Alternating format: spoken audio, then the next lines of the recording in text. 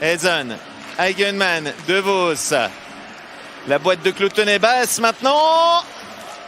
Et but pour Schmutz qui a réussi à passer quand même entre les mailles du filet de l'équipe zurichoise. Et c'est à 5 contre 4. Reto Schmutz qui efface ainsi son tir sur la lettre de tout à l'heure. Peu qu'a dû passer entre les jambes. Peu qui est passé entre les jambes. Schmutz qui a modifié, qui a fait évoluer un petit peu ce jeu-là sur lequel il prenait juste une déviation sur les derniers matchs. Il a eu la patience de le contrôler, de revenir, de faire une espèce de cuillère avec sa palette. Et le puck voilà, entre les jambes. Et ça va heurter cette dernière minute. But à 5 contre 4. C'est à noter, c'est déjà le 4e pour Ajoie sur 16 possibilités. Des Jurassiens qui ne sont pas rassasiés. C'est le deuxième. C'est le deuxième avec du revers. Lars Frey qui trompe Niffler. Et la partie qui s'emballe en 20 secondes. Et ça, c'est vraiment des moments clés, hein.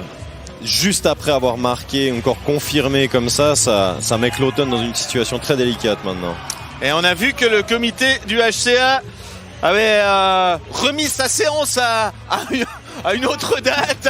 Et pour l'instant, il voit un match qui s'emballe pour son équipe. Évidemment, qui a une joie, une attitude quand même assez exemplaire, le capitaine. Brave joueur. Eigenmann.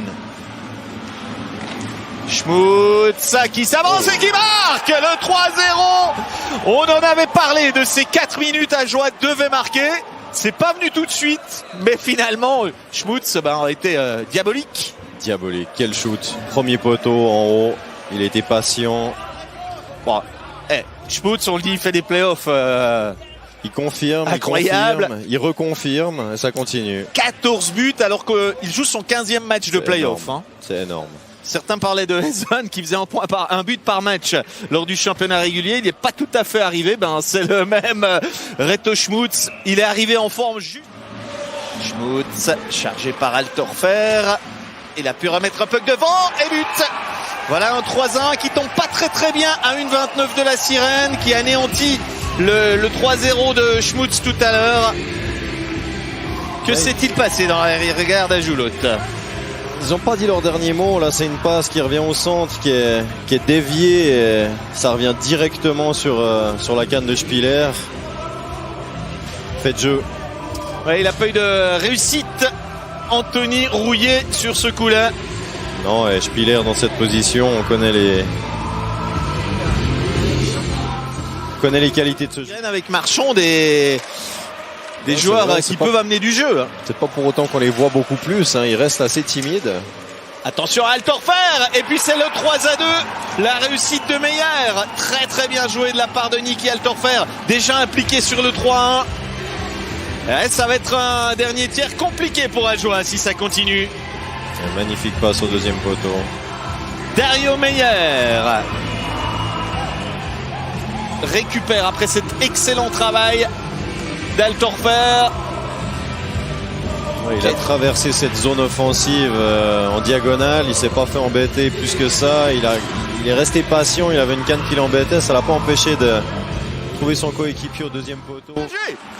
20 secondes. Oh, il trébuche. Un Ajoulot qui va marquer dans la cage vide. C'est le triplé pour Reto Schmutz.